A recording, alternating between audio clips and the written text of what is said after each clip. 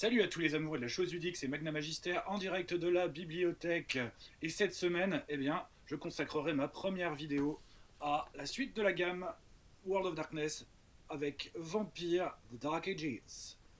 Vampire The Dark Ages, c'était un peu une surprise, on va dire, quand il est sorti à l'époque, parce que bon, on s'en doutait pas trop en fait. Enfin, en tout cas, moi, j'avais été assez étonné, comment dire, de le voir.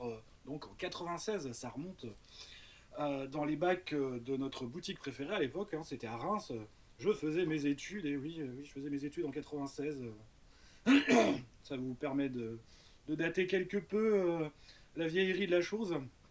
De moi, hein, je parle de la chose, pas du bouquin. Enfin, le bouquin aussi, mais bon, c'est ça. Et donc, ça avait été quand même une belle surprise, puisqu'on avait eu donc quelques années avant The Last Supper, donc c'était en 94, qui permettait justement d'utiliser les règles de Vampire la Mascarade pour jouer à l'époque médiévale. Donc là, on jouait en plus selon le premier scénario qui était sorti en 1444. Et moi, j'avais utilisé justement la Giovanni Chronicle, j'avais été joueur à l'époque en 94, l'été 94, pour justement tester, on va dire, ce scénario avec un groupe de joueurs. C'était à Carcassonne à l'époque, à la MJC de Carcassonne où j'étais en vacances à l'époque. Et donc, on avait vraiment adoré cette ambiance de vampire à l'époque médiévale. On s'était dit que d'ailleurs, voilà, le jeu était quasiment fait pour ça, fait plus encore pour jouer à l'époque médiévale qu'à l'époque contemporaine. Bon, l'époque contemporaine reste évidemment particulièrement intéressante, mais jouer, on va dire, le rapport entre les deux et donc on va dire la, la différence, on va dire, notable et l'évolution, en tout cas, entre les deux, l'antithèse, si je puis dire. Je cherchais un autre terme pour le dire, mais voilà, en tout cas, vous comprenez. C'est vraiment faire, on va dire, j'arrive pas à trouver le terme adéquat, c'est terrible. Faire, en tout cas, on va dire, vraiment une variation. J'arrive pas encore à trouver le bon terme. Euh, c'est pas vraiment un antagonisme, mais faire vraiment alors c'est terrible, j'arriverai pas à trouver mon terme. Bon, tant pis. En tout cas, vous avez compris l'idée. C'est en tout cas, voilà, l'époque médiévale et on va dire l'époque contemporaine qui vont radicalement trancher et faire jouer cette évolution dans Vampire. Donc l'évolution vraiment de l'époque médiévale petit à petit et de voir les vampires évoluer jusqu'à l'époque moderne, ça reste, on va dire, quelque chose que moi en tout cas je trouvais très intéressant.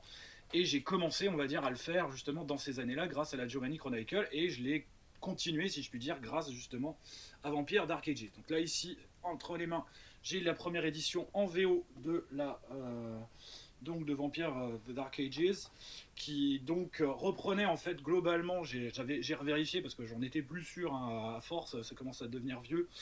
Euh, les règles sont celles de la deuxième édition globalement, sauf pour certains systèmes, en particulier pour la célérité qui avait été renerfée, si je puis dire, par rapport à sa version dans la deuxième édition. Mais après, les choses vont s'ajuster par la suite, d'après mes souvenirs. Alors, ça propose quoi? Ça propose donc de jouer à l'époque médiévale, certes, mais pas à n'importe quelle époque. On est à la fin du XIIe siècle, pour la première édition en tout cas, en 1197 pour le début de la chronologie. Et la gamme va normalement nous mener jusqu'en 1204, puisque dans les suppléments, on va à peu près à cette époque-là. Bon, il y a quelques suppléments qui permettent de jouer évidemment beaucoup plus loin dans la chronologie et de vivre justement les grands événements de l'histoire des vampires. Donc dans ce qu'on appelle la Transylvania, les Transylvania Chronicles, que je vais vous présenter dans un instant. Alors, est-ce que Vampire, en fait, de Dark Ages, c'est les breaks de Vampire juste avec une feuille de personnages, on va dire, modifiés, où on a modifié le nom des compétences pour faire plus médiéval? Comme dirait l'autre, hein, est-ce qu'on a mis des K et des G pour que ça fasse médiéval? Et ça fait Dark Ages? Non, quand même pas. Même si, bon, c'était quand même bien d'avoir une feuille avec, on va dire, des compétences qui sont adaptées. Donc voilà, on a arme à feu qui est remplacée par archery, ce qui est logique. On a Earth Wisdom qui fait son apparition, c'est-à-dire connaissance des superstitions. donc ils avaient traduit, je crois, par sagesse populaire, je crois. La traduction était plutôt on va dire intéressante. Moi, j'aurais préféré carrément connaissance des superstitions, hein, parce que c'est carrément ça. Voilà, Sénéchal pour la gestion du domaine. Donc voilà, il y a plein de choses, mais on a évidemment une chose en plus qui apparaît sur la feuille, c'est Road. Et oui, avec une ligne vierge, car on n'est plus obligé de suivre uniquement l'humanité quand on va jouer à Vampire. Hein, je vous réfère à mes précédentes vidéos. On a la possibilité de suivre une voie.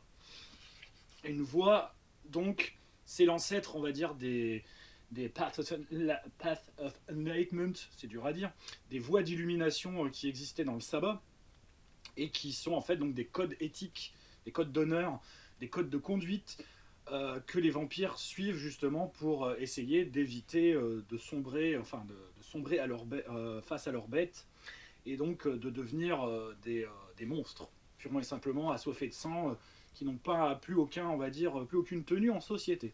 Et donc, en plus de la voie de l'humanité classique, on retrouve donc des voies qui sont spécifiques évidemment à certains clans. Donc la voie de la bête, par exemple, Lord of the Beasts, pour plutôt, on va dire, les vampires un peu sauvages, donc les gangrels. Road of Blood, qui est celle, on va dire, suivie par les Assamites. Road of Chivalry, qui, elle, est donc la voie, on va dire, d'un peu des chevaliers, des paladins. Hein. Donc si vous voulez vraiment être un vampire paladin, bah, c'est celle-là qu'il faut suivre. Road of the Devil, évidemment, là ça va être un petit peu plus, on va dire, pour ceux qui suivent la voie de la démonologie, etc.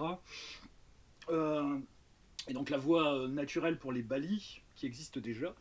Road of Heaven, évidemment, le contraire, la voie du paradis, où donc là vous êtes un illuminé cosmique, voilà, vers un nouvel âge réminiscent, diraient certains, qui donc prêche la parole divine d'une certaine manière et veut vraiment l'avènement de la cité céleste sur Terre. Voilà, bon, certes c'est un choix, à vous de voir. Mais tout est intéressant à jouer. Hein. La voie du paradoxe, évidemment, là donc ce sera pour les Ravnos. Hein, ils ont gardé cette voie-là d'ailleurs dans le monde actuel. Et la voie du Typhon, qui là c'est pour donc les Sétites. Donc il y a ces voies-là. Donc vous voyez qu'en dehors des clans spécifiques, il y a vraiment que quelques voies qui sont possibles pour un personnage joueur. Donc ça fait qu'on va souvent quand même s'orienter vers la voie de l'humanité. Et on peut choisir après la voie du diable, la voie du paradis, la voie de la chevalerie, éventuellement, et la voie de la bête. Bon voilà, même si bon, c'est quand même, on s'attend plus à ce que ce soit un gangrel qui suive ce genre de choses. En dehors de cela, on a donc une description du contexte de Dark Ages. Les personnages commencent 12e génération au lieu de 13e maximum. Enfin, maximum, c'est-à-dire, on se comprend quoi. Et ils peuvent aller jusqu'à la 7e génération en dépensant des points. Donc là, il faut voir à l'ajustement parce que payer 5 points de background d'historique pour pouvoir être 7e génération dans Dark Ages, c'est un peu déséquilibré, je trouve, madame. Hein, faut quand même le reconnaître.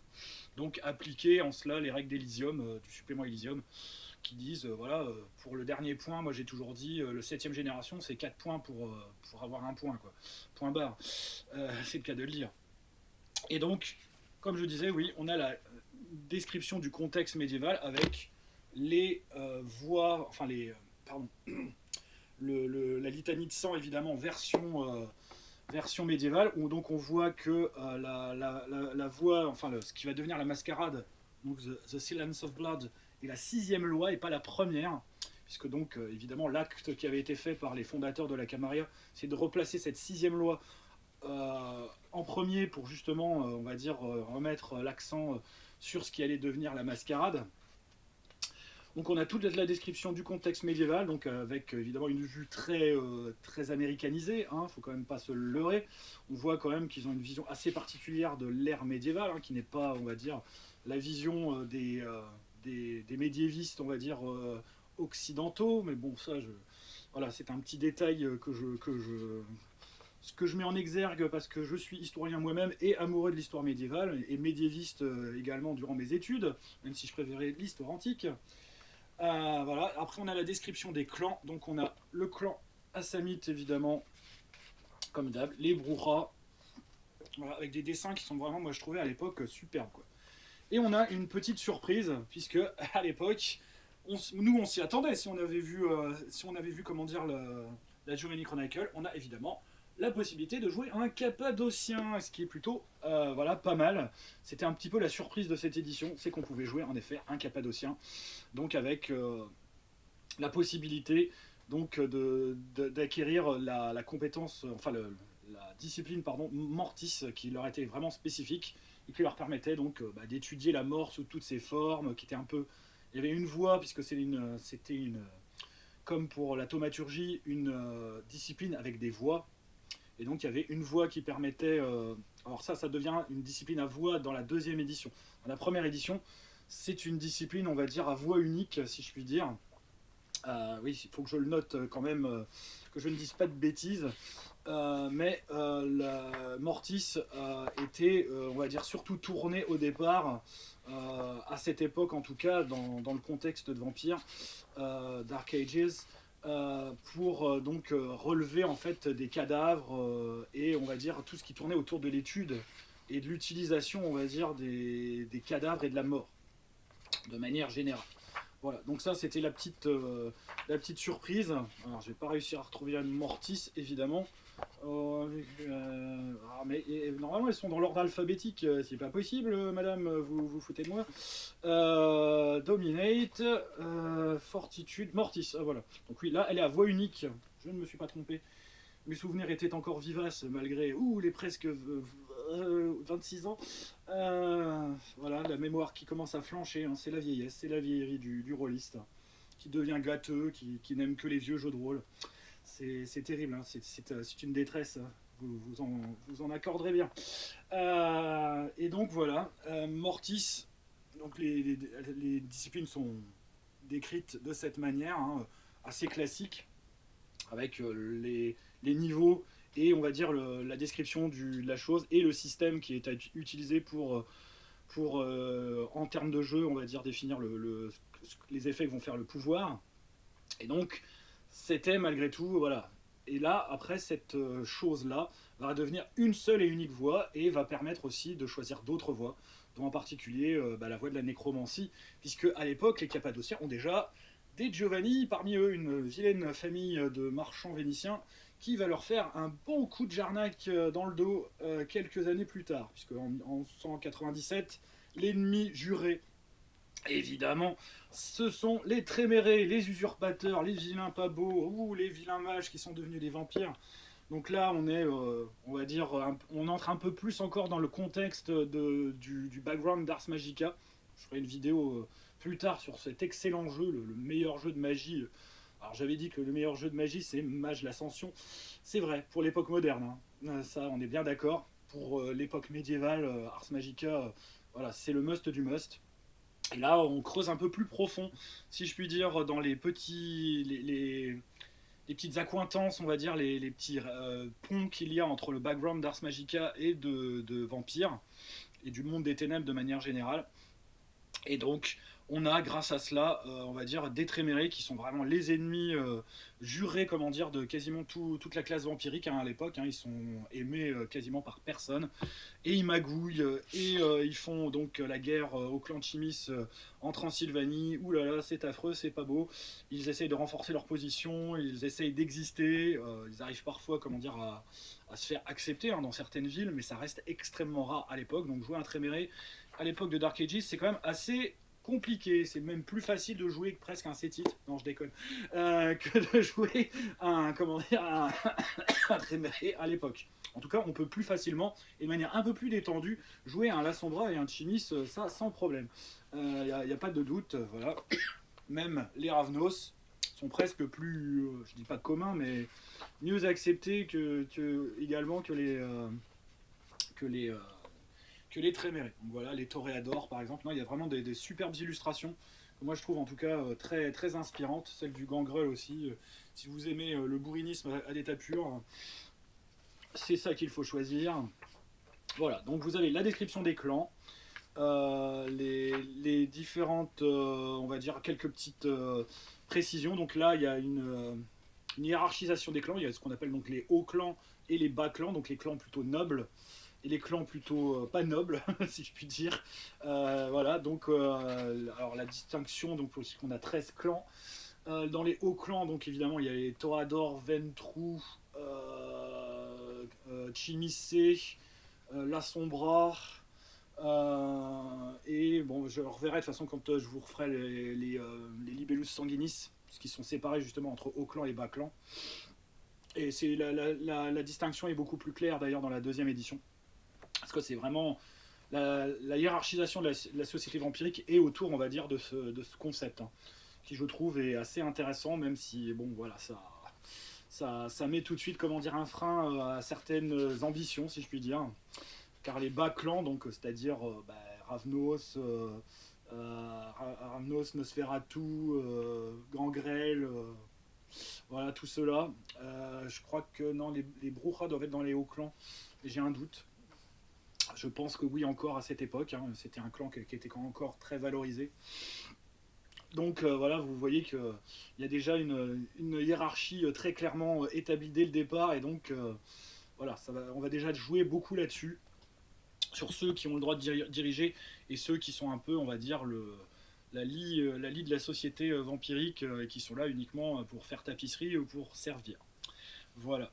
Donc, après cela, on a la description, évidemment, dans le livre numéro 2 de la création de personnages, qui est globalement sensiblement la même par rapport, on va dire, à une création de classique dans Vampire la Mascarade. Donc, on choisit ses attributs, ses compétences, ses avantages. On a déjà de base dans le bouquin, d'ailleurs, des avantages qui sont présentés. Là, on n'a pas eu besoin d'attendre un supplément pour les avoir. Donc, on a les fameux Merit and Flaws, la joie des MJ, qui sont obligés de les intégrer bon gré mal gré dans sa chronique, alors que concrètement le joueur lui ne les a pris que pour optimiser son personnage. Voilà, j'en avais déjà parlé. Et donc ensuite, une fois qu'on a fait cela, donc on a en plus une double page de résumé. Hein, ils avaient fait à partir des deuxièmes éditions des doubles pages résumées pour la création de personnages qui étaient plutôt bien vues. On a donc un exemple de création de personnage et la présentation de tous ces traits, donc de les nature et attitude, nature and demeanor, comme on appelait ça, les voix, les attributs, les compétences. Voilà, donc tout ça c'est décrit. Après, donc on a un gros chapitre avec la description de toutes les disciplines. Évidemment, là, on est obligé de décrire toutes les disciplines des 13 clans.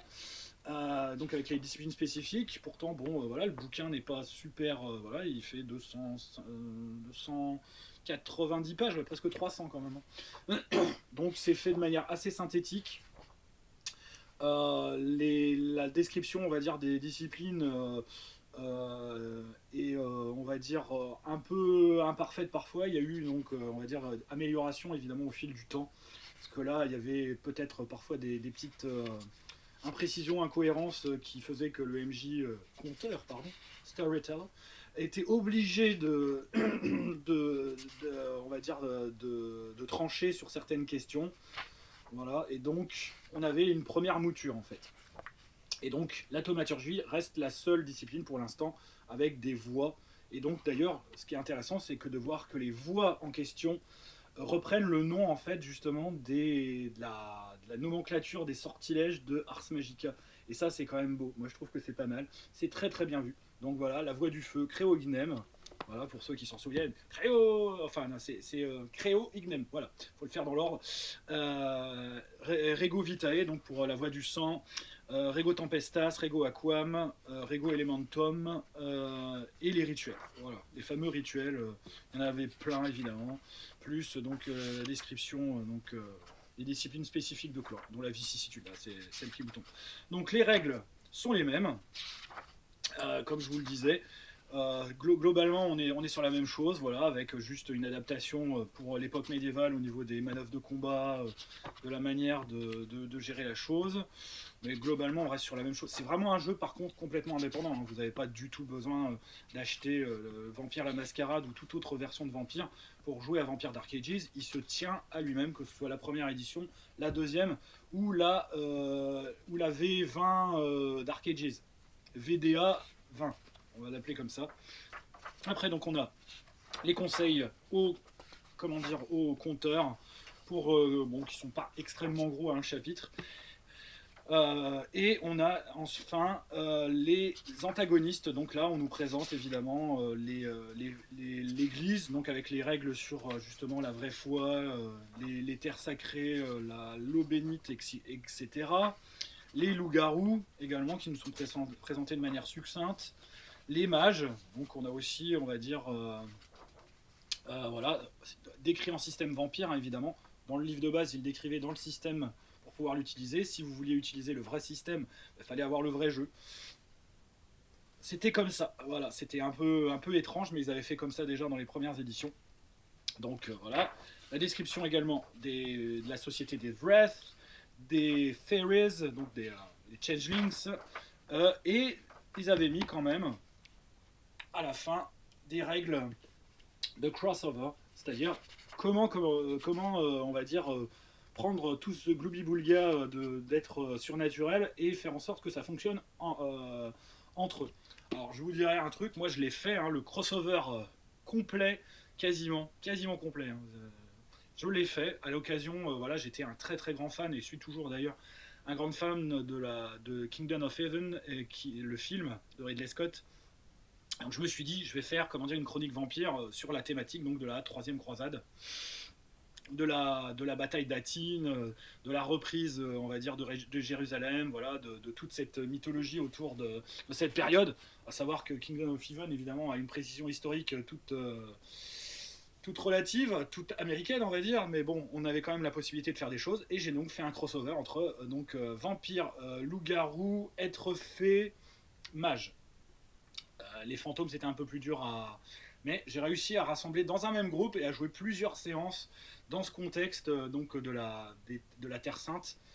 En plus donc de faire jouer aussi de manière à un autre moment une campagne, on va dire, dans justement la Terre Sainte avec uniquement des vampires qui sont nés justement, qui ont été créés à l'issue de la bataille d'Athine. Voilà. Donc c'est possible.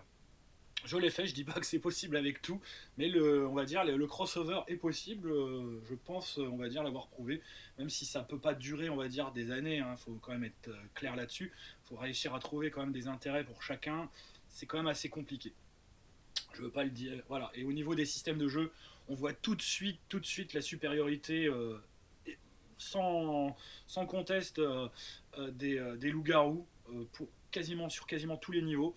Des mages, quand on va dire ils sont prudents et bien préparés, et les vampires sont vraiment pas terriblement puissants. Les fairies, les changelings peuvent s'en sortir, mais pareil, ils sont à peu près d'un même niveau de puissance à la base par rapport à un vampire. Mais les loups-garous sont largement supérieurs en termes de stade de combat de base, parce qu'eux, ils n'ont pas besoin de se forcer pour en avoir des très très bonnes déjà. Et les mages, eux, ont de toute façon les capacités les plus cheatées de l'univers, puisque c'est un système freeform, hein, faut pas se leurrer. Donc si on utilise en tout cas les règles de Mage l'Ascension dans ce crossover, ils ont on va dire très largement, on va dire, l'avantage. Voilà. Donc ça, c'était pour le bouquin de base. Après, il y a eu un écran. Donc moi, mon écran, voilà, ça, voilà à quoi ressemblait l'écran à l'époque. Voilà. Il est très très beau, il est très très sobre, avec donc tous les tableaux dont vous avez besoin de l'autre côté. Il était livré à l'époque avec, pour la VO en tout cas, un bloc de feuilles de personnages, qui est mint, hein, je ne l'ai jamais utilisé. Ah oui, je déteste utiliser les blocs de feuilles de personnages. C'est mon problème.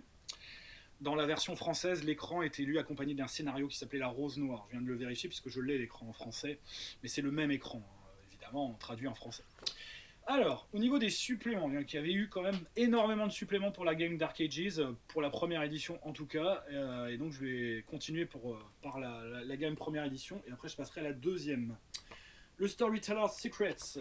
Donc là, une description un peu plus poussée du contexte médiéval, toujours vu avec les yeux d'Américains dont leur vision d'histoire médiévale est toute relative, surtout du côté de White Wolf. Hein, ils font un petit peu le grand écart, voire même des adaptations de l'histoire assez particulières. Donc là, on est sur un supplément qui est vraiment un supplément où il n'y a quasiment pas de règles, uniquement, on va dire, des aides et des conseils pour créer sa chronique à l'époque médiévale, donc avec la description du contexte, les thématiques, voilà, des valeurs également et des descriptions de, de protagonistes et d'antagonistes. Voilà, c'est là-dedans, par exemple, que vous avez la possibilité donc d'ajouter les gargouilles. Voilà, ça manquait beaucoup, hein, surtout. Ça va être plutôt comme PNJ, on va dire, quand vous avez un Tréméré qui est votre antagoniste principal, ce qui est souvent le cas, hein, faut quand même pas se leurrer.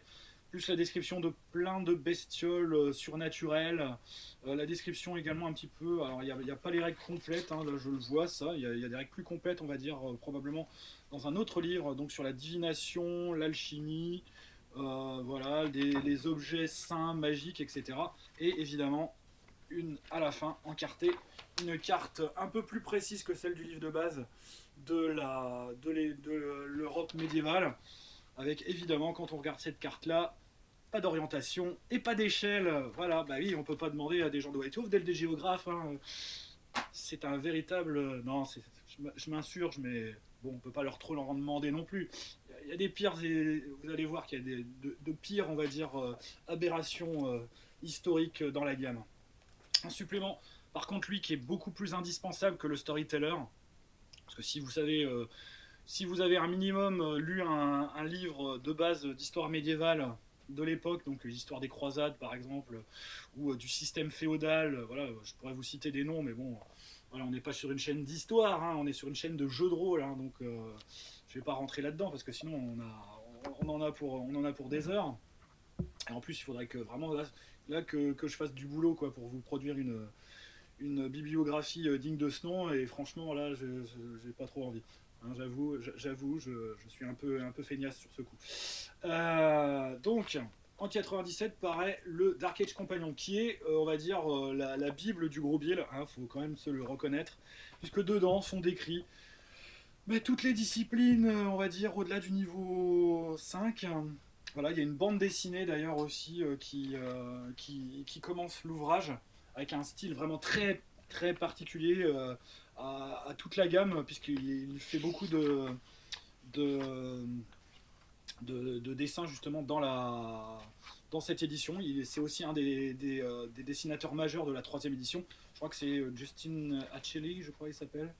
Voilà, on reconnaît en tout cas son style, hein. Il est quand même assez notable. C'est un style vraiment très, très graphique, très, très comics.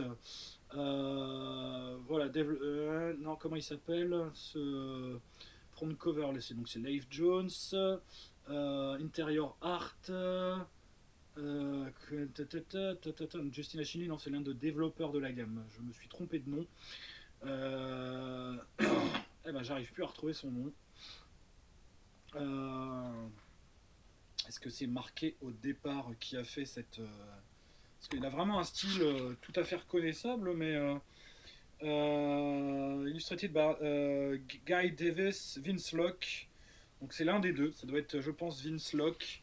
Et donc voilà.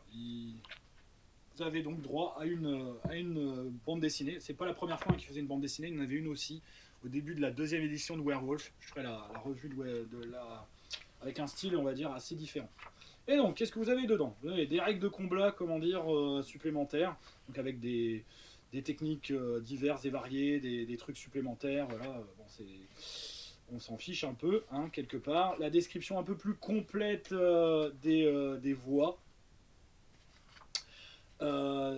Évidemment inévitables bloodlines, donc des clans supplémentaires mineurs, des lignées. Donc les Lébons, donc qui sont les vampires africains avec leur terrible c'est des gens plutôt sympathiques, hein, plutôt gentils, avec donc une discipline spécifique qu'on appelle donc Abombwe.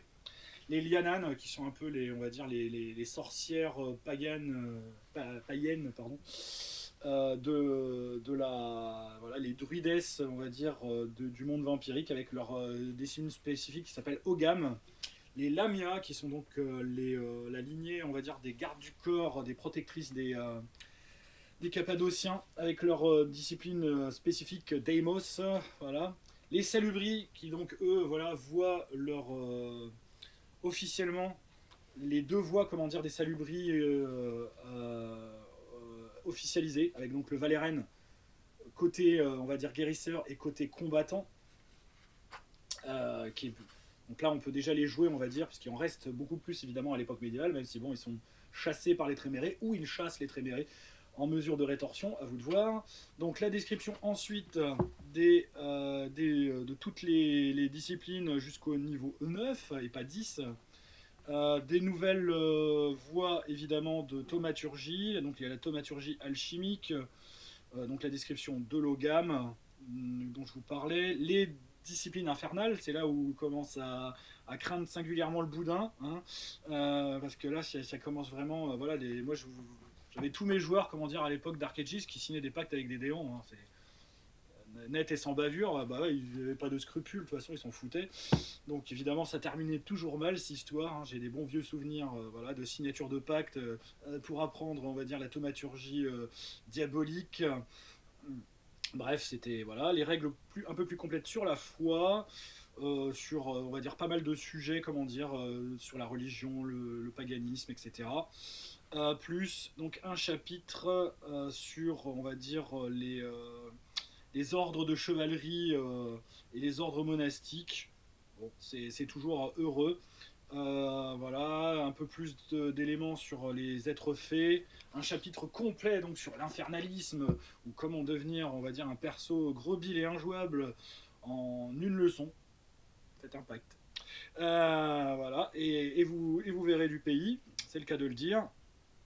Donc voilà, à ne pas mettre entre toutes les mains. Donc après, vous avez la description évidemment aussi de votre lot de PNJ démons et autres choses. Bon, c'est toujours intéressant d'avoir ça sous le coude, hein. Ça peut plus un petit bestiaire, on va dire, de créatures. Là, cette fois-ci, plus conventionnel. Voilà, on a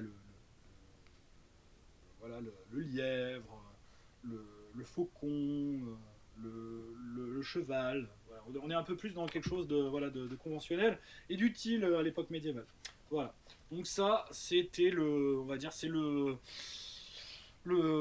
supplément, on va dire, le plus intéressant à avoir en plus du livre de base, en tout cas pour la première édition. Après, on passe donc au supplément un peu plus de contexte. Voilà, celui qu'il faut avoir, qu'il ne faut pas rater, Constantinople by Night. Il est excellent. Franchement, j'ai mené, on va dire, des parties de chroniques et des chroniques quasiment entières rien qu'à Constantinople. Il y a tellement d'enjeux, tellement de PNJ intéressants. Donc voilà, le fameux Triumvirat, donc composé par justement comment dire, le dragon, le Draco, donc le dragon de Chimis, Michel, Michael, voilà, l'archange, le fameux, et donc le dernier, donc le Ventrou, comment il s'appelle déjà le Ventrou, c'est... son nom va m'échapper évidemment. Donc c'est évidemment la reformation de la Sainte Trinité, hein, donc le Père, le Fils, le Saint-Esprit. Donc il y a et toute la société vampirique qui est organisée non pas selon les clans, mais selon cette Trinité et leurs vassaux, chacun. Et c'est génial, purement et simplement, c'est une excellente idée, voilà, c'est revoir les choses. Donc celui-là, il a existé en français, hein, il est paru en français. Donc la version originale date de 96, donc la version en français, elle doit dater de peut-être... je vais vérifier la date, parce que j'avais ça sous le coude, pas très très loin normalement. Et donc Constantinople by Night, alors c'est dans les bouquins de By Night, Constantinople, qui s'appelle donc en français Constantinopolis, ouais, c'était pas forcément utile. 97, voilà. Et donc il est paru assez tôt quand justement la gamme a été traduite, ce qui est plutôt heureux. Et c'était une bonne idée parce que, bon, hormis, on va dire, les minarets au niveau de Sainte-Sophie, ou la Sainte Sagesse, hein, parce que je rappelle que voilà, celle que nous voyons là, donc c'est la légendaire Sainte Sophie qui n'est pas, on va dire, la sainte qui s'appelle Sophie, mais qui est, on va dire, un édifice religieux qui est dédié à la sagesse, Sophia, n'est-ce pas? Hagia Sophia, Sainte Sophie. Oui, voilà, vous aurez appris un truc. Merci pour ce moment culturel, Magna Magister, tu es trop bon. Et donc, en tout cas, les minarets, c'est pas une bonne idée. Comment dire, au XIIe siècle, non, il n'y a pas de minaret. C'est plutôt à partir de 1452-53, quand la ville est prise, justement, par les musulmans, les Turcs ottomans. Voilà, donc c'était bien, c'était une bonne idée. Mais monsieur l'illustrateur, s'il vous plaît, faites un petit effort quand même. Hein, prenez pas des photos touristiques, prenez des photos historiques pour faire vos illustrations. Ça évitera ce genre d'écueil. Bon, bref, c'est tout, c'est pas grave. Hein, on leur en voudra pas, c'est des Américains. Et des gens de White Wolf en plus, hein, qui ont, comme je le disais, une vision un peu particulière de l'histoire, on va dire, hein, pour rester gentil. Par contre, ce qu'il y a dedans, dans le bouquin, c'est quand même très inspiré. Hein. Voilà, au-delà de ces petites choses, bon, il y a des entorses évidemment à l'histoire éminemment, mais il y a énormément de choses. Il y a des points évidemment aussi avec justement le contexte des mages et Ars Magica, avec la guerre donc évidemment entre les Trémérés et les Chimis en Transylvanie. Il y a plein de personnages mythiques que l'on commence, comment dire, à entrevoir là-dedans, en particulier Mika Vikos, le fameux Vikos qui est un PNJ qui existe encore de nos jours dans la gamme de la 5e édition. Bref, on a plein de choses super intéressantes. Une ville que l'on voit complètement se faire bouffer par l'Occident petit à petit, même au niveau, on va dire, de la société vampirique. C'est tout simplement un contexte qui est génial, avec évidemment une fin programmée, hein, puisque techniquement la ville va être mise à sac pendant la 4e croisade, et donc la Trinité prendra fin donc en 1204, on le sait. Mais c'est pas grave, on est quand même voilà, et tout est expliqué là-dedans justement. Tout est recontextualisé sous le prisme, on va dire, de l'histoire des vampires, et c'est vraiment très sympa. Le deuxième d'intérêt que je vous conseillerais, donc, c'est Jérusalem by Night. Celui-là, je l'ai moins utilisé parce qu'il est plus difficile à utiliser. Le contexte de Jérusalem, évidemment, est beaucoup plus complexe, même si celui de Constantinople, voilà, si vous n'êtes pas un expert en histoire byzantine, concrètement, voilà, passez votre chemin, parce que c'est une matière à part entière, hein, l'histoire byzantine. Il faut quand même se le dire, hein. Surtout, on va dire, quand on est médiéviste. Mais là, il y a quand même possibilité de faire des choses. Il y a de très très bons PNJ, des situations intéressantes. Mais là, il va falloir bosser un petit peu parce que, comme de bien entendu, voilà, avec une carte plutôt intéressante de la ville de Jérusalem dans les murs, il y a des choses à faire, indubitablement.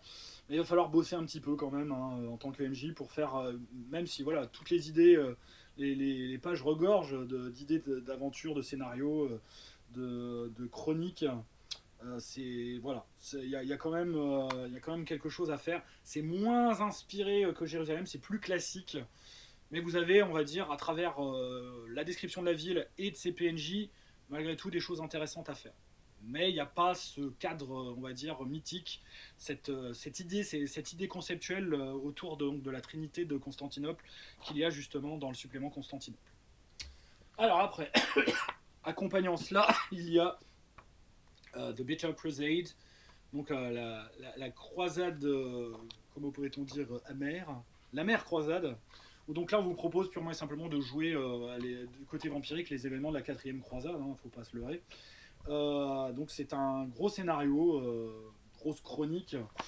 Je sais pas ce qu'elle vaut à la lecture. Elle se, comment dire, y a encore, de toute façon, il y a toujours de l'idée, hein, dans tout. On peut toujours s'inspirer de tout, même du pire. Il y a quand même des descriptions intéressantes, donc dedans de Venise, un petit peu de Constantinople, même si donc voilà, le supplément Constantinople peut être intéressant à avoir sous le coude. Et donc voilà, vous participez à la croisade et ça va être sanglant, hein. C'était le cas de dire, puisque le siège quand même a été particulièrement abominable, le siège donc de Constantinople, puisque bon, pour la petite histoire, voilà, la quatrième croisade, ils devaient aller libérer le tombeau du Christ, ils se sont arrêtés en chemin, ils ont pillé Constantinople, hein. C'est quand même comme ça que ça s'est passé, il faut quand même le reconnaître. Et ça a été fait donc à l'initiative évidemment de marchands vénitiens qui voulaient on va dire s'offrir, on va dire, la possibilité d'avoir des liens commerciaux qui leur étaient quelque peu refusés et l'accès qui lui était quelque peu refusé, on va dire, à l'Empire byzantin à l'époque. Ce qui leur donnait évidemment un éminemment moyen de pression, hein, parce que voilà. Tout ça, c'était de la politique et déjà on va dire de l'économie à grande échelle. Hein, il ne fallait pas attendre forcément notre époque actuelle. Pour cela, donc, à utiliser si vous voulez. Bon, voilà, moi je l'ai pas trouvé, on va dire, transcendant.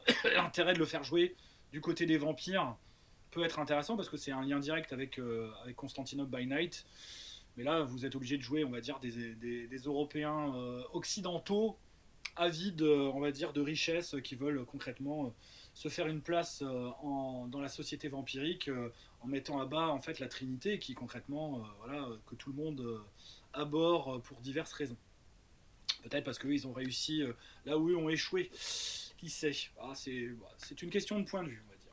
Après, Transylvania by Night. Alors là, c'est une description en fait de toute la région donc, de Transylvanie, comme son nom l'indique, avec plein de PNJ intéressants. Aussi, un contexte qui est le contexte, comme je vous le disais, de guerre intestine entre les voïvodes chimis et entre les chimis et, on va dire, les fondations trémérées, les alliances trémérées, si on utilise le terme d'Ars Magica. Et vous avez déjà en fait la description de plein de PNJ qui vont compter dans la suite voilà, comme Lucita par exemple, qu'on va retrouver, on va dire, dans toute la, voilà, de l'époque médiévale, donc de Dark Ages, première édition, jusqu'à nos jours. On retrouve Lucita et Anatole, quoi, qui sont dans la troisième édition de Vampire, qui deviennent vraiment des personnages de très très grande importance. Voilà, et on a voilà, le contexte est pareil, un peu plus lâche, avec un contexte de guerre qui est assez classique, qui est assez entendu, mais il y a de quoi aussi faire des choses. Et de toute façon, vous en avez besoin, si je puis dire, pour jouer les chroniques transylvaniennes qui suivent, qui là proposent purement et simplement de faire revivre les événements importants de l'histoire vampirique, où donc on rencontre plein de... C'est vraiment fan service là, hein. Voilà, c'est dans le premier tome, on fait des trucs de dingo. Bon, les scénarios sont pas très bons, hein, pas très inspirés, faut quand même le reconnaître. C'est juste l'occasion en fait, ouais, vraiment de faire du fan service. Déjà à l'époque, White Wolf commençait à faire un peu dans le fan service en vous faisant des scénarios où on rencontrait, on va dire, les PNJ importants du jeu. Donc là, le premier tome, il commence. J'avais vu la date, donc il y a visiblement un chapitre qui lui commence en 1314 d'après ce que j'ai cru voir. Donc il y a donc 1198 on commence, on va dire, premier chapitre, et après on fait des bonds dans le temps de siècle en siècle, hein, quasiment 1314 pour l'acte 2, etc. Donc on peut en faire quelque chose. Je sais qu'il y a des gens qui l'ont joué, mais il va vraiment falloir bosser parce que au niveau des intrigues, c'est d'une pauvreté quand même un peu sommitale. Et c'est vraiment juste l'occasion rassemblée donc en 4 tomes, hein, puisqu'il y a les 2 tomes qui sont estampillés Dark Ages et les 2 tomes qui sont, on va dire, dans la gamme moderne, qui permettent de revivre donc tous les grands événements de la société vampirique. Donc en particulier, voilà, la révolte anarque, la convention de Thorns, etc. Donc qui a créé la Camarilla, etc., etc. Et vous pouvez carrément, voilà, dans le tome 2 par exemple, on rencontre Dracula, etc., etc. C'est vraiment, on va dire, le but, c'est quand même de vous voilà, Dracula, il est bien là, de vous faire vivre, on va dire, des événements exceptionnels, mais avec, on va dire, un scénario un petit peu lâche, on va dire, un petit peu pas super inspiré, qui est juste un prétexte. Alors les suppléments que je connais un peu moins, Iberia by Night, où donc là vous avez la description, comme son nom l'indique, de la péninsule ibérique, et donc sur fond évidemment de Reconquista, avec pareil là, c'est si vraiment le contexte vous intéresse, vous avez de quoi faire. C'est pas mal fait. Mais là, c'est juste la thématique, quoi. Faut voir si ça vous plaît et si ça vous botte, on va dire, de jouer dans ce contexte-là, avec des dessins de PNJ un peu différents au niveau du style, qui est, on va dire, discutable. Bon, moi, je trouve que ça peut passer, ça dépend pour tout. Voilà, avec donc pareil des, des PNJ qui vont avoir de l'importance dans la suite. Par exemple, voilà, il y a évidemment Montsada, hein, le futur archevêque de Madrid du sabbat, qui à l'époque est juste archevêque dans la vraie vie, parce que c'est le seul en fait, en effet, à être archevêque dans la vraie vie et archevêque. Enfin, dans la vraie vie, quand je parle archevêque dans les hiérarchies ecclésiastiques et archevêque dans la hiérarchie du sabbat. Un supplément ensuite sur Veil of Night. Donc là, c'est tout le Moyen-Orient en fait, qui est vraiment décrit dans un supplément en plus couverture cartonnée, qui était assez énorme. Donc là, concrètement, on vous offre la possibilité, c'est quasiment, on va dire, un jeu dans le jeu, de jouer en fait toutes les lignées vampiriques côté, on va dire, moyen-oriental, côté oriental et moyen-oriental. Et c'est plutôt pas mal. Par contre, voilà, faut connaître bien le contexte. Alors, il y a évidemment la description de tout le contexte des pays, on va dire, du Moyen-Orient à l'époque médiévale. Donc, voilà, l'Égypte, Damas, l'empire donc ottoman, enfin futur empire ottoman, qui ne l'était pas encore à l'époque. C'est après les Abbassides, donc là on n'est pas encore. Alors, comment ils s'appelaient déjà? C'est après les Abbassides, donc il y a les Omeyyades. Bon, bref, vous me comprenez, je ne suis pas un expert en histoire, on va dire, du Moyen-Orient. Mais donc, on avait en fait donc, tous ces pouvoirs-là qui étaient donc basés autour des califats. Et donc, qui allaient jusqu'en Espagne, justement, et qui, donc, jusque de l'Espagne, jusque dans leur, leur terre, si je puis dire, spirituelle natale, qui correspond à l'Arabie saoudite actuelle, et également donc à la Syrie, la Jordanie, etc. Voilà. Avec évidemment les, euh, les croisades comme point d'orgue de la lutte, on va dire, entre l'Orient et l'Occident. Pour résumer la chose. Donc voilà, on a toutes ces descriptions-là, c'est vraiment très intéressant. Moi je sais que je ne l'ai jamais trop utilisé parce que j'ai toujours joué plutôt en Occident. J'ai un peu joué en Orient, mais c'était vraiment très fugace parce que faut vraiment être, on va dire, un spécialiste hein, pour rendre la chose de manière satisfaisante.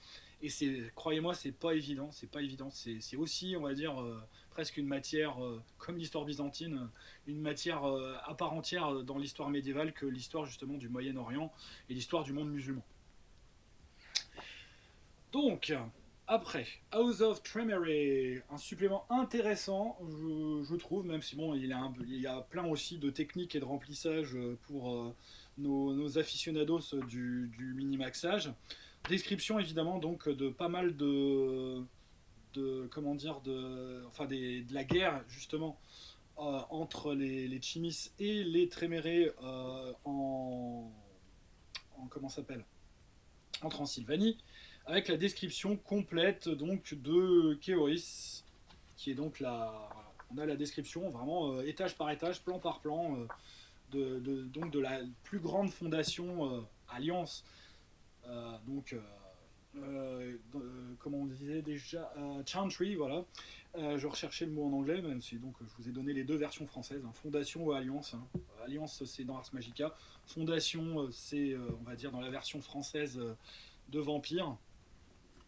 Et donc, on a tout ce contexte-là avec plein de PNJ intéressants qui nous sont décrits, on va dire, qui sont vraiment voilà. Donc, on a la description d'Etrius, par exemple, justement. Bon, il n'y a pas les caractères complètes, hein, parce que c'est complètement aberrant de décrire complètement leur. Voilà, plein de choses, plein d'intrigues, même des intrigues, on va dire, au sein du clan Tréméré lui-même, enfin, de la maison Tréméré. Donc c'est plutôt pas mal. Même si bon, c'est vraiment un outil, hein, c'est pas, vous pouvez pas créer vraiment une campagne. Si vraiment vous voulez avoir des Trémérés comme antagonistes principaux ou jouer vraiment une campagne, enfin une chronique uniquement de Tréméré, ce qui peut, on peut le faire, hein, mais bon, je trouve pas ça franchement d'un intérêt formidable. Ça peut malgré tout être intéressant d'avoir ça sous le coude pour pouvoir jouer une grosse attaque de donjon. C'est allez, on va à l'assaut de Keoris. Mais vous êtes complètement malade, bande de. Qu'est-ce que les PJ peuvent avoir des idées à la noix parfois. Donc après des suppléments, voilà là, Three Pillars, c'est un supplément plus exhaustif justement sur la société médiévale. Donc là, dans le Storyteller Handbook, il y avait, on va dire, une description succincte. Là, c'est quand même un peu plus chargé.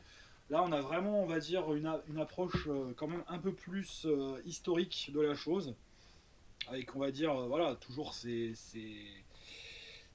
on va dire, ces écueils, on va dire, du fait de la vision un peu américaine de la chose. Mais bon, c'est un peu, ça reste quand même un peu plus exhaustif sur les descriptions donc des fameux trois piliers, donc les trois piliers, on va dire, qui définissent la société féodale de l'époque. Donc ceux qui se battent, les chevaliers, ceux qui prient, le clergé, et ceux qui travaillent, les paysans. Voilà, donc basé autour de ces trois piliers, on vous donne en plus plein de listings après, de rois, de machins, de bidules. Ça, ils avaient fait ça dans Ars Magica, hein, dans la gamme Ars Magica, ils aimaient bien mettre des listes de rois de tous les pays d'Europe, etc. Il y a évidemment aussi, je viens de le revoir, en fonction des chapitres, des archétypes de personnages proposés. Et donc on a la description à la fois de l'histoire et géographiquement de pas mal de lieux. Donc les cités-États, par exemple, les cités-États italiennes, c'est présenté en fait un peu par thématique. Les guildes également, les guildes commerciales, les guildes, on va dire, d'artisans, etc. Voilà, comment dire. Donc là, c'est évidemment pour ceux qui travaillent. On a, on va dire, une explication, on va dire, on rentre pas dans le détail évidemment, hein, c'est pas on va dire un travail universitaire, c'est pas une thèse de doctorat.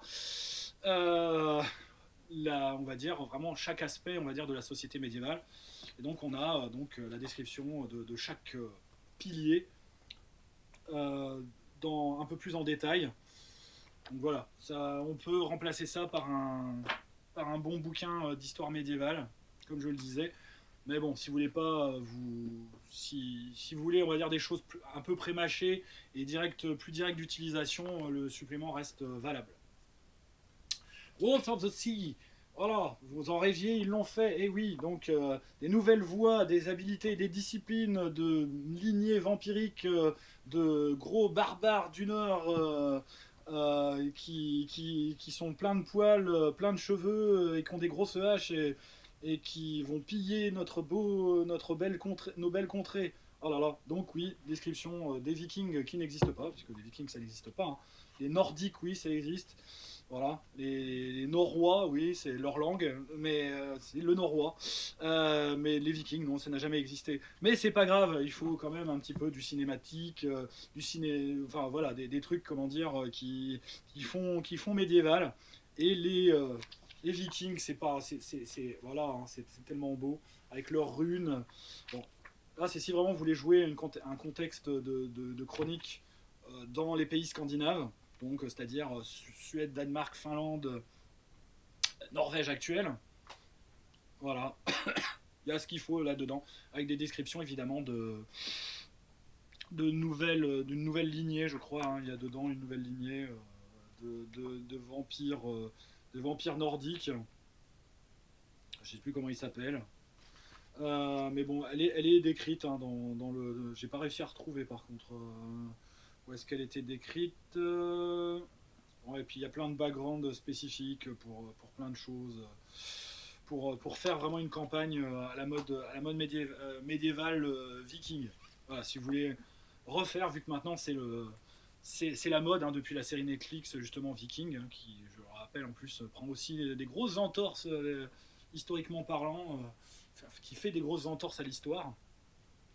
Après, vous avez même un supplément, ils avaient fait pour justement l'Orient plus extrême à l'époque médiévale. Donc c'est si vous voulez jouer des Mongols, des Chinois, des Coréens, des Japonais, on va dire à l'époque médiévale, avec la lignée spécifique. Voilà, il y a la lignée des Handa. Donc les Wu Zhao. Donc les Wu Zhao, c'est les Salubriens, hein, version extrême orientale. Hein. Donc on avait déjà parlé, je crois, dans d'autres suppléments, et donc là ils l'ont officialisé dans ce supplément-là. Donc là, c'est vraiment si le contexte asiatique, féodal, médiéval vous intéresse. Voilà. Le supplément n'est pas très très gros, mais il y a tout ce qu'il faut en termes de jeu et un peu de contexte. Alors là, je m'avancerai encore moins parce que là, l'histoire, on va dire médiévale, asiatique, voilà, je connais un peu plus la période on va dire du Tenga, quoi. Donc de la période des royaumes combattants aussi, puisque pour la Chine, qui est vraiment qui est déjà, on va dire, plus de l'Antiquité que réellement de l'histoire médiévale. Donc voilà, on connaît un petit peu, on va dire, ce genre de contexte en jeu de rôle, parce que certains jeux l'ont traité, quoi, voilà. Donc certains jeux, on va dire, de rôle, donc Tenga en particulier, qui raconte donc l'histoire, justement, de la prise de pouvoir de certains clans qui vont donc imposer leur vision du pouvoir, donc avec comment il s'appelle déjà, bon, le nom évidemment ne va pas me revenir, en plus il est en japonais, pourtant à une époque, voilà, je ne connaissais que cela, mais bon, comme de tout, voilà, si on pratique pas, ça finit par s'enfuir. Donc en tout cas, voilà, si vous aimez en tout cas le contexte du Japon, de la Corée, de la Chine, la Mongolie médiévale, vous avez de quoi le faire dans Vampire aussi. Bon, évidemment, avec moins de matériel de qualité que ce qui peut vous être offert dans Chine ou dans Tenga, évidemment, hein, qui sont des jeux beaucoup plus historiques, français d'ailleurs, soit dit en passant. Donc, si vous voulez des infos sur le sujet, il y a quand même des choses sur lesquelles on peut se fier, qui sont faites par des gens qui ont, on va dire, une vision plus européenne et donc plus rigoureuse peut-être de notre point de vue de l'histoire. Soit dit. Après la série donc des Libellus Sanguinis et donc de tous les clan books, voilà, il y en a eu quand même un sacré nombre, puisqu'on a eu donc les 4 premiers tomes qui décrivaient donc les clans, on va dire les 13 clans. Donc on a premier Master of the State, qui donc décrit les Chimis, la Sombra et les Ventrous. Donc voilà, les hauts clans des hauts clans, si je puis dire.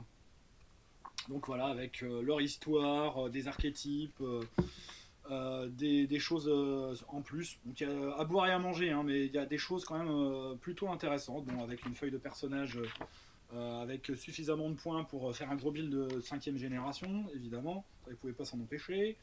Donc voilà, c'est assez inégal. Il y en a des très très bons, je vais m'arrêter sur les très très bons. Mais bon, c'est toujours, on va dire, intéressant au niveau du contexte d'avoir quelques petites choses. Voilà, ça fait plaisir aux joueurs, on va dire.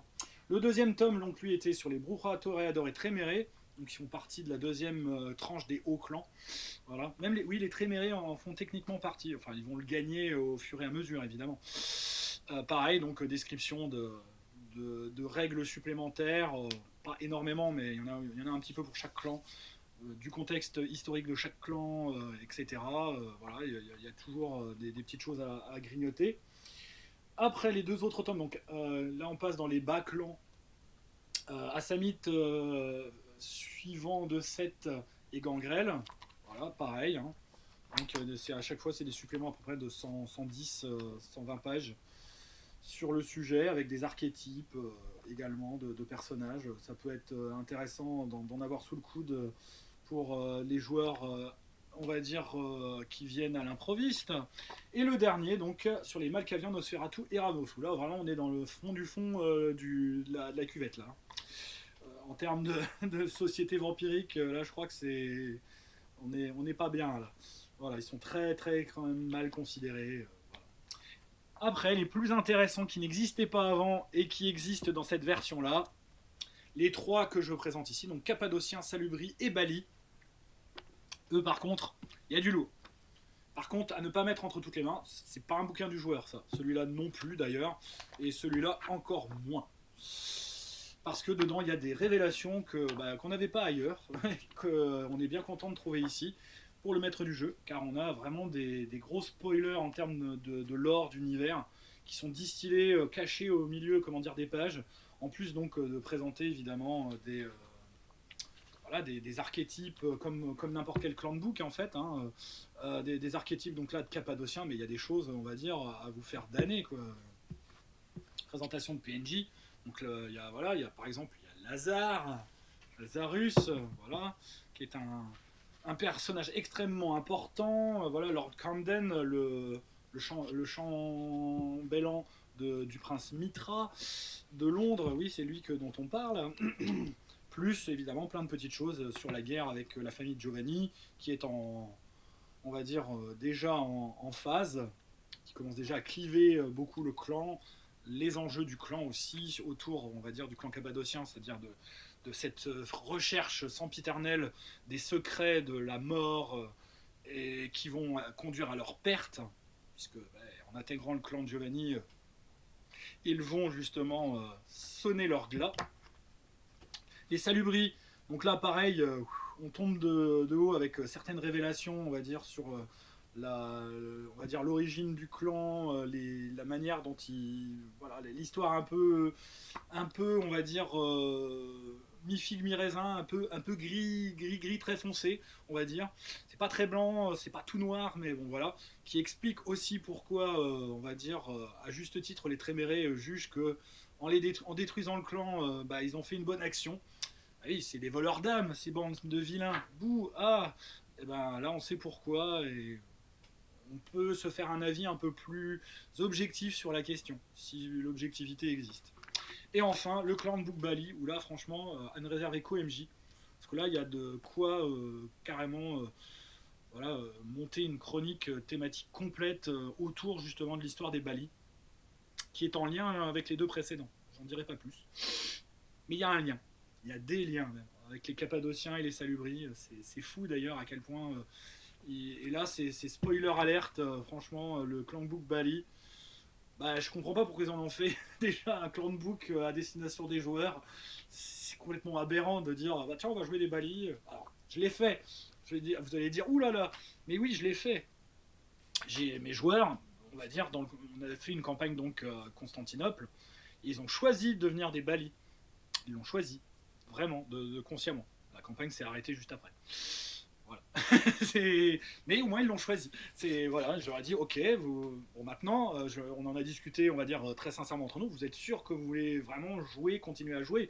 Parce qu'on arrivait presque à la fin c'était une sorte d'accomplissement quoi. Ils se faisaient accepter, par les grosses instances Bali qui se cachent à Constantinople. Si, il y en a, je vous jure. Non, j'ai rien dit. C'est pas vrai. Je mène sous la torture.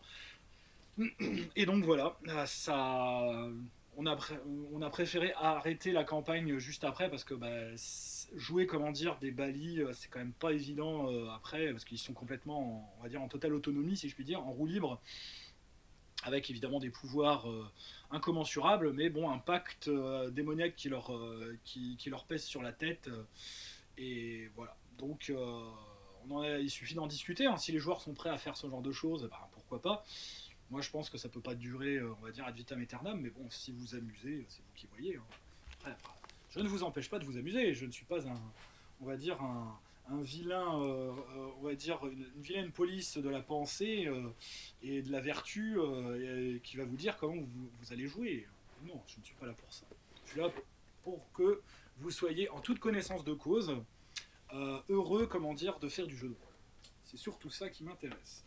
Donc après, la deuxième édition, la voici. Donc j'avais eu la chance à l'époque, je remercierai encore jamais assez mon fournisseur de l'époque de la boutique de Reims défunte, la Plume et l'Épée, qui m'a dit ah ouais, je peux t'avoir si tu veux le coffret collector de Vampire Dark Ages deuxième édition.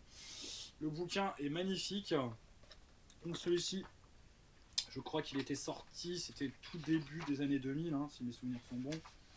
Je vais vous dire ça. 2002, voilà, c'est ça.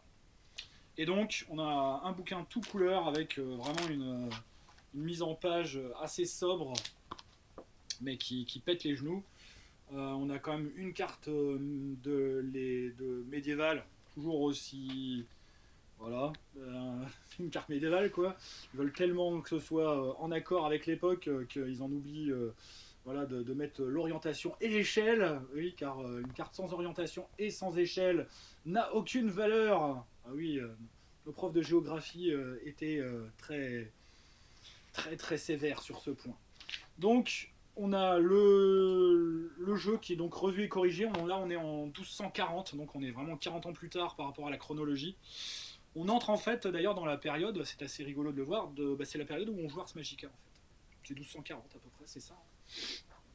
Donc là, on est vraiment dans le contexte un peu plus avancé, on va dire, du XIIIe siècle, où là, c'est donc, si je ne m'abuse, que je ne fasse pas d'erreur, comment dire, au niveau de la chronologie, mais on est encore déjà sous Saint-Louis, en France, Louis IX. Et il y a pas mal de choses encore, hein. Donc là on en est, donc on est à la 4e croisade, on en est à la déjà 5e ou 6e, hein. Il y a toujours quand même ce contexte en tout cas de croisade, de tension, comment dire, avec le monde musulman. Et donc voilà, on vous propose de jouer, comment dire, un jeu qui a été un peu plus affiné, qui a été un peu plus revu au niveau du système de jeu. Donc là, il y a eu la 3e édition de Vampire qui est sortie. Donc cette édition se calque un peu plus, on va dire, justement sur la 3e édition, avec donc un système de jeu revu et corrigé. Donc là, par exemple, Mortis devient une discipline à voix, par exemple. Je crois qu'ils ont revu également les règles de la célérité pour coller aux règles de la 3e édition. Je vais vérifier ça en direct. Donc là, c'est plus dans la première édition de Dark Ages, ils ont dépensé 1 point de sang par niveau de célérité pour avoir une action supplémentaire. Là, normalement, on est passé à donc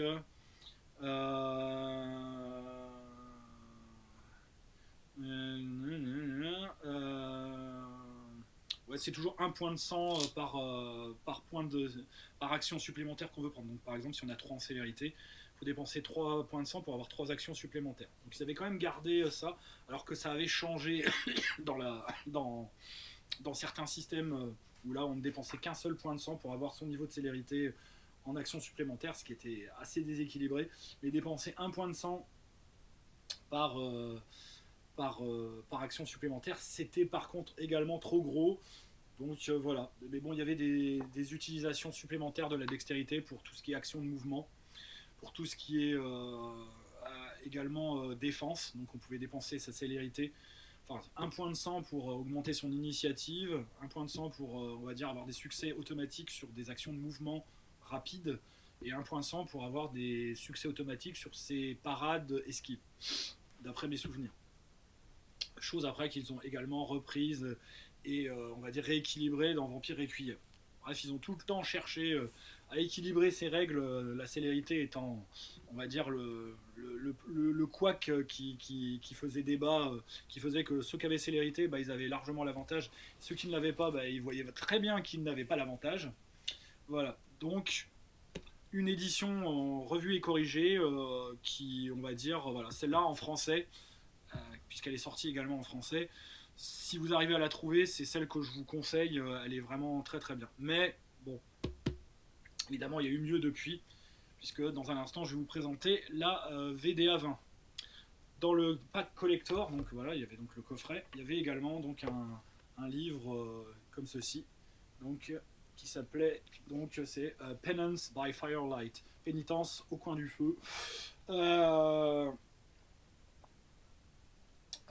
Donc là, c'est vraiment à la fois des illustrations, mais aussi, on va dire, des petites nouvelles sur le thème, évidemment, de la pénitence vampirique, etc. Donc c'est un très très beau coffret. Voilà, si vous arrivez à le choper, moi je ne vous le conseillerais que trop. Il est vraiment, vraiment très beau. Là, avec ça, vous avez vraiment un jeu qui a un peu plus, on va dire, de logique, un peu plus de cohérence, qui est plus, on va dire, mieux défini, on va dire, dans la description de tous ces aspects, en particulier les disciplines, les voies, et au niveau du système de jeu, ça a été quand même un petit peu plus rééquilibré. Donc, il y avait un écran. Alors, je crois que l'écran, il est sorti également en français, hein. Donc voilà, avec une scène plus voilà, de bataille, de croisade. Et donc les tableaux derrière, assez classiques. Et donc l'écran était livré tout seul d'ailleurs, je crois. Ah non, je crois qu'il était peut-être livré avec le Storyteller Companion. J'ai un doute sur ce point. Est-ce que le sourcebook était à part ou avec l'écran? Non, ouais, les deux étaient ensemble. Voilà, donc le supplément écran était livré avec donc le fameux Storyteller Compagnon, qui est un peu la reprise, on va dire, du Storyteller, du Storyteller Handbook de la première édition, sauf que là, donc, on avait la description, évidemment, délignée. Surtout, là, le supplément était beaucoup plus petit, beaucoup plus concis, puisqu'il y avait certaines choses qui avaient été déjà intégrées dans le livre de base. Donc là, il mettait les Bloodlines supplémentaires qui étaient dans le compagnon, donc le gros compagnon que je vous avais montré de la première édition. Donc en particulier les Balis, ah bah si, on peut toujours jouer des Balis. Les Gargouilles, on peut toujours jouer des Gargouilles aussi, bah bon courage. Les Lebon, les Lamia, qui n'ont toujours pas disparu. Les Lianan, avec leur coupe de cheveux à défriser tout le monde. Les Salubriens, voilà, version healer ou version combattant, comme vous voulez. Voilà, et les descriptions plus on va dire, précises, évidemment, des voies, des disciplines. Alors, je ne montre pas trop parce qu'il y a voilà, il y a des illustrations qui sont un peu... voilà. Y a un petit côté un peu plus, on va dire, licencieux, un peu plus érotique quand même dans certaines illustrations de cette édition-là. Plus évidemment des nouveaux avantages, désavantages, parce qu'il y en a également dans le livre de base évidemment, mais ils en décrivent quelques-unes supplémentaires visiblement, à moins que ce ne soit que des traits à destination, on va dire, de certains archétypes, de certains types de personnages. Ouais, voilà, c'est pour les pouvoirs des gargouilles. Il y a des traits supplémentaires en fait qui sont spécifiques uniquement aux gargouilles. Voilà, et la discipline flight par exemple pour les gargouilles qui volent, qui est une discipline qui leur est spécifique en plus de Visceratica, qui est la discipline typique des gargouilles qui leur permet de faire leur boulot quoi, hein, de défenseurs des fondations Trémérées. Voilà quoi, c'est tout. Merci, c'est toujours bien d'avoir des gardiens, enfin des esclaves. Et donc, dans les suppléments, je n'avais pas tout acheté. Hein, donc déjà, rien que pour la première édition, là, je pense pas présenter tous les suppléments. Il doit y en manquer quelques-uns. Et pour la deuxième édition, comme c'est sorti en 2002 et que la gamme s'est arrêtée en 2004, hein, que le World of Darkness s'est arrêté en 2004, Dark Ages s'est arrêté un peu dans la foulée, alors que pourtant, eux, ils n'étaient pas impactés par le changement de gamme. Et on va dire, voilà, malgré tout, la gamme Dark Ages s'est arrêtée. Donc, un supplément qui n'existait pas dans la première, qui est donc sur les îles britanniques, British Isles. Donc là, c'est vraiment pour jouer dans le contexte des îles britanniques. Ça m'est arrivé de faire une campagne justement là-dedans, donc j'ai utilisé un petit peu ce supplément-là, plus un supplément pour Changeling sur justement les îles britanniques, qui était plutôt intéressant de croiser les deux. Pourtant, l'autre, c'est les îles britanniques à l'époque moderne, mais il y avait quelques éléments hein, historiques qu'on pouvait prendre dedans. Voilà, donc contexte évidemment de l'hégémonie complète du prince Mitra, mais il y a des choses quand même à faire et il y a plein de choses intéressantes. Donc là, sur l'histoire des îles britanniques, les anglo-saxons sont peut-être un petit peu meilleurs quand même par rapport, on va dire, à l'histoire du reste de l'Europe, et c'est plutôt intéressant. Avec évidemment les crossovers possibles avec les vampires, enfin les loups-garous, entre les vampires et les loups-garous, c'est ça que je voulais dire, les mages, etc. Et donc présentation évidemment de pas mal de PNJ plutôt, voilà, plutôt majeurs, donc en particulier, voilà, il y a Magda, la Lianan, qui est probablement qui est la fondatrice de la lignée des Lianan, Mitra évidemment, dont l'illustration est très moche. Mitra, il a quand même plus la classe que ça. Hein. Merlinda, donc la régente Tréméré, donc qui fait partie du cercle intérieur Tréméré, voilà, bien connu. La description de Mélusine, et aussi, qu'est-ce qu'elle fout là, on se demande, mais bon, elle est là. Et des personnages mages, etc. Loup-garou, comme je le disais, et je crois qu'il y a des êtres fées aussi. Est-ce qu'il y a des êtres fées? Ah non, il n'y a pas de description des êtres fées, je suis déçu. Mais la description des êtres fées est justement dans le supplément de la gamme, de la gamme Changeling. Pour l'époque moderne, mais adaptable assez facilement. Et donc, deuxième supplément, sur l'Europe, là, donc on a un supplément beaucoup plus gros. Là, ils ont vraiment revu, hein, donc là, on est à 190 pages.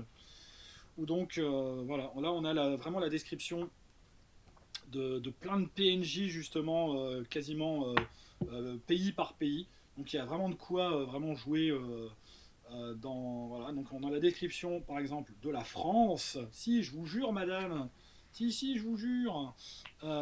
Donc il y a voilà, la description du prince Mitra et de Mélusine d'Anjou pour, on va dire, la partie donc des îles britanniques, qui est le premier chapitre. Et la description donc pour la France. Voilà, je peux le faire avec la main sur le cœur. La France, n'est-ce pas? La description donc de notre beau pays et de ses PNJ majeurs que sont donc à l'époque. Alors c'est qui à votre avis à l'époque? Eh ben il y a donc voilà Esclarmonde la Noire, reine de Toulouse, Eudes de Troyes évidemment, Saint-Régis prince de Marseille. Ça fait rêver quand même. Saint-Régis. Dans la série, Régis est un con, on dirait l'autre. Voilà. Donc vous avez ce contexte-là. Oui, je me moque, mais bon, voilà. Ils ont une vision évidemment très, très, voilà, appelé quand même un PNJ Escarmonde. Ils ont quand même vu que c'était un prénom qui était vraiment pas utilisé à l'époque médiévale. Alors ils ont pris au pif, je sais pas, ils ont tiré aux fléchettes. Il s'est passé un truc, quoi. Mais non, franchement, bon, Régis encore, voilà. Et encore, Régis, hein, ça devait pas être quand même le plus courant des prénoms. Bah non, il a fallu qu'ils choisissent celui-là, quoi.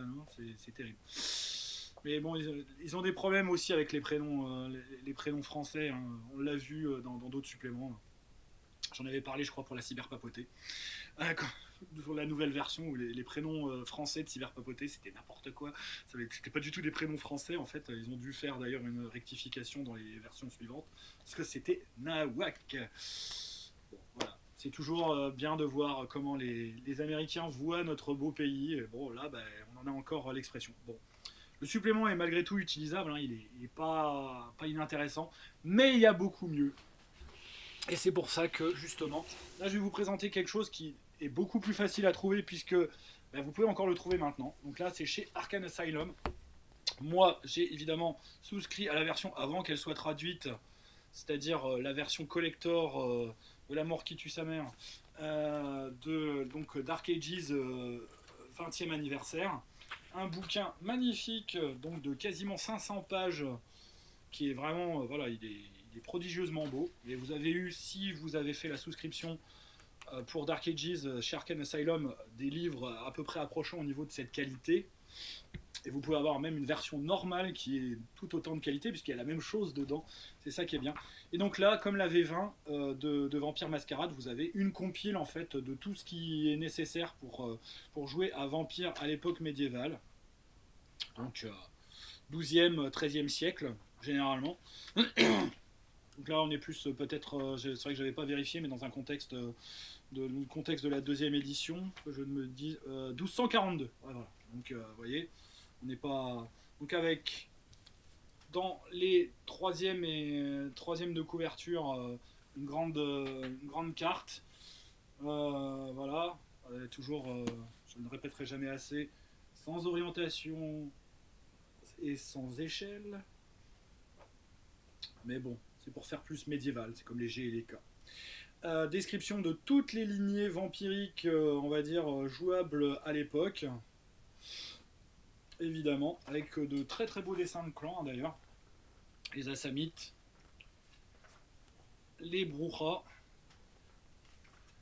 les Cappadocianes. mention spéciale quand même, le dessin est vraiment très beau. Les gangrels, toujours aussi subtils, ça fait plaisir. Les La Sombra, voilà. Les Malkavians. Les Nosferatu, pareil, très très sympa. Les dessins dans cette édition sont vraiment très très beaux pour les présentations de clans. Ravnos, Sétite, ou suivant de Seth, comme vous le souhaitez. Toréador.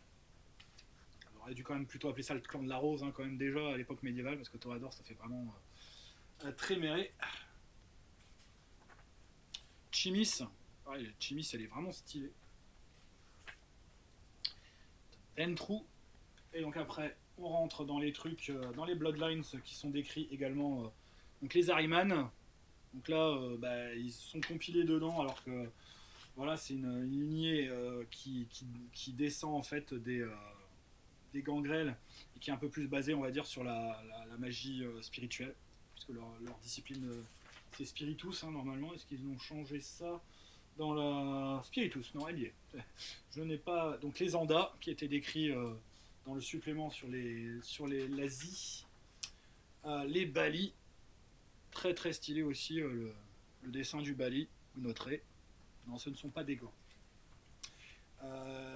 Les bonnes Sam, alors ça je sais pas ce que c'est, je sais pas où ils ont sorti ça encore une lignée issue des Nosferatu qui ressemblent à rien.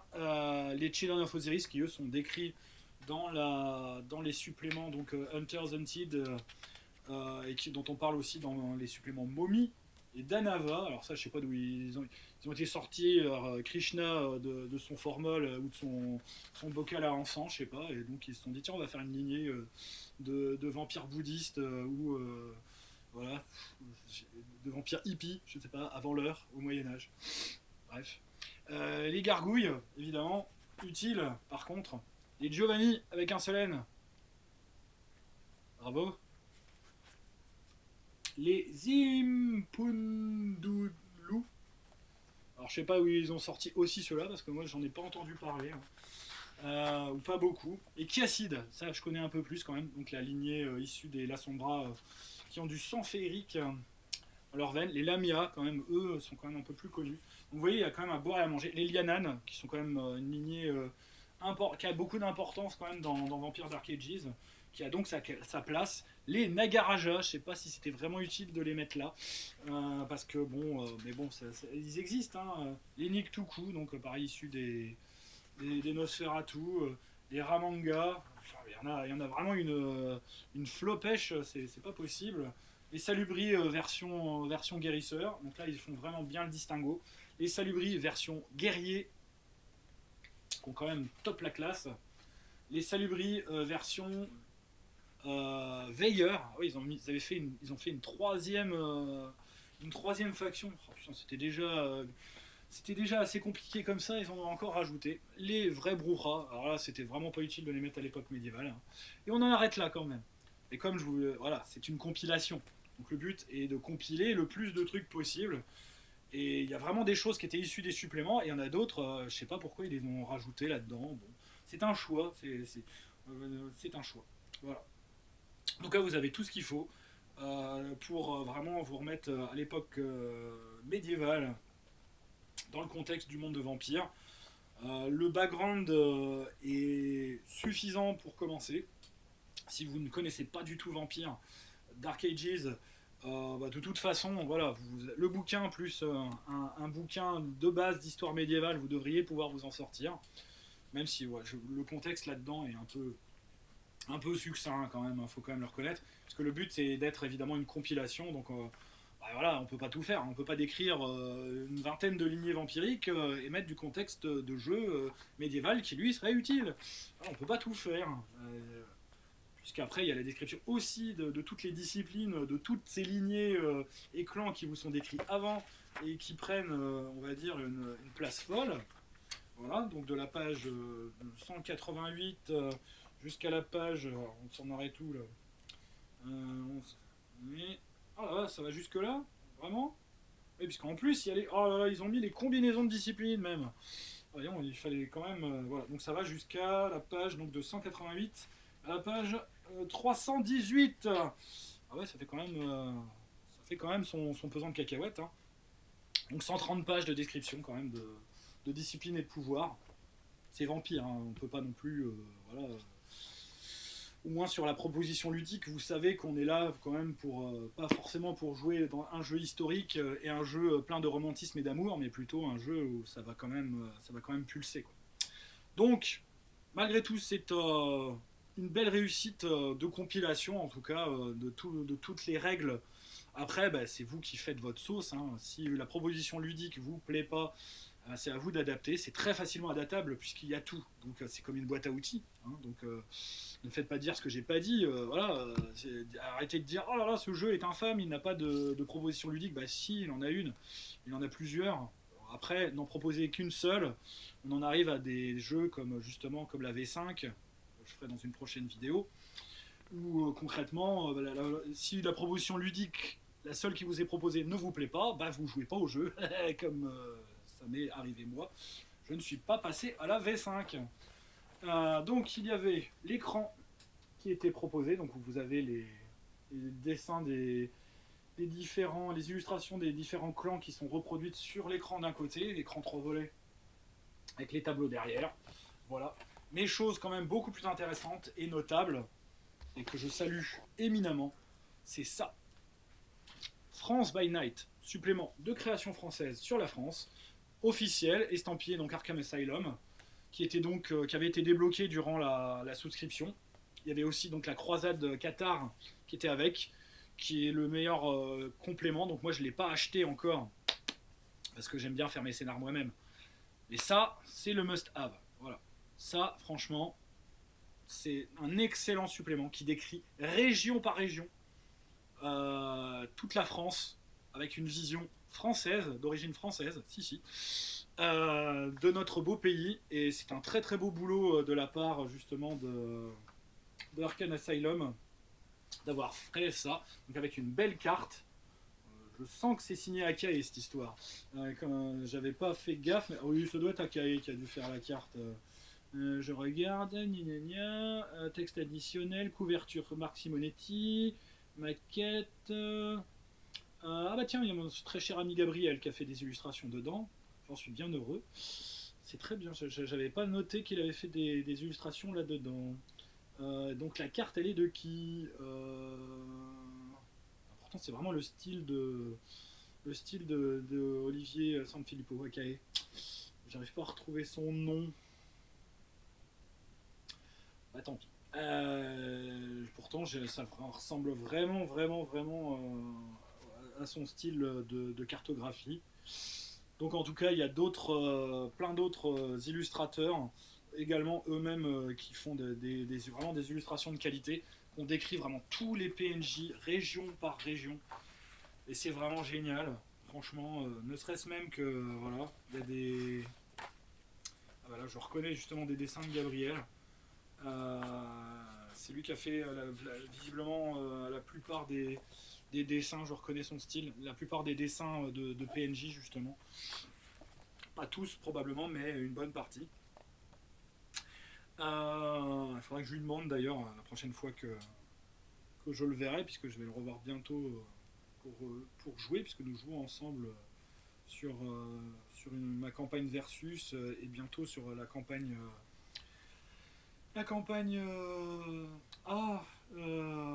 qui va démarrer le mois prochain son nom m'échappe. Pourtant c'est un jeu qui est paru chez Arkham Asylum. Oh là là, c'est terrible à quel point là les trous de mémoire parfois me perturbent. Dishonored, voilà, sur la campagne de Dishonored justement, qu'il va rejoindre. Voilà. Donc voilà, un supplément d'excellente qualité, que ce soit au niveau des textes et au niveau des illustrations. Un travail vraiment superbe. Je pense qu'à mon avis, pour la croisade Qatar, on doit être sur le même niveau. Et là, on doit avoir au moins des vrais scénarios avec tout ce contexte évidemment justement de la croisade contre les Albigeois, comme on disait à l'époque, mais qui n'étaient pas seulement des gens d'Albi, hein, qui étaient aussi voilà, un peu de tous les contestataires du sud-ouest qui ne voulaient pas voir leur vie régie par la religion chrétienne à tendance plutôt catholique. Voilà. Donc, un supplément, franchement, 45 euros, ça les vaut très largement. Si je reprends Vampire Dark Ages, c'est ça que j'utiliserai probablement et sûrement même pour, on va dire, servir de contexte à la plupart des intrigues secondaires de ma chronique. Donc voilà, je crois avoir fait le tour. J'espère n'avoir rien oublié. Je pense que non. Donc, eh bien, la vidéo fait quand même son temps, donc je vais m'arrêter là. Donc voilà, si Dark Ages vous intéresse, vous savez quoi faire. La version française chez Arkham Asylum, le supplément France, l'écran, vous êtes parti pour des années. Parce que là, franchement, vous avez vraiment un contexte clé en main. En plus, je vous joue en France, ce qui est plutôt... voilà, on est chez nous, quoi. Même si c'est chez nous à l'époque médiévale, on reste chez nous. Donc c'est plutôt intéressant. Voilà, donc j'espère bien que cette chronique, c'est le cas de le dire, de la gamme Dark Ages vous a convaincu que ce jeu en valait la peine. Il est encore disponible, donc voilà, profitez-en.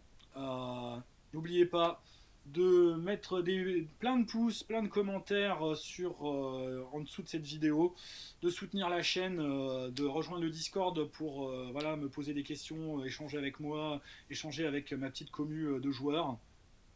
Voilà, venir voir les parties de jeux de rôle que nous faisons et que je diffuse en ligne régulièrement, puisqu'on joue donc le mardi soir, le vendredi soir, le samedi après-midi et soir et le dimanche, sauf évidemment impondérable et aléa, on va dire, du calendrier. Mais globalement, on joue quasiment tout le temps, tous les week-ends. Hein, voilà. Donc n'hésitez pas à venir nous rejoindre, c'est toujours avec plaisir que moi je lis vos commentaires, que je mets un petit mot gentil quand vous mettez un mot gentil, que je discute ou j'essaye d'apporter un peu on va dire la contradiction on va dire, dans le débat, si jamais on lance un débat, voilà, on est là pour en discuter, on n'est pas là pour se chamailler, pour faire des querelles de clochers, ça sert à rien. Le but c'est de jouer au jeu de rôle comme on aime et d'aimer ce qu'on fait et d'être heureux à faire ce qu'on fait, surtout par les temps qui courent. Je pense qu'une bonne partie de GDR ça permet d'échapper à ce monde de fous pour aller dans un autre monde de fous, mais un monde de fous qu'on préfère largement. Hein, faut quand même être clair là-dessus. Donc voilà, n'hésitez pas, et donc à la prochaine pour une nouvelle vidéo. Salut!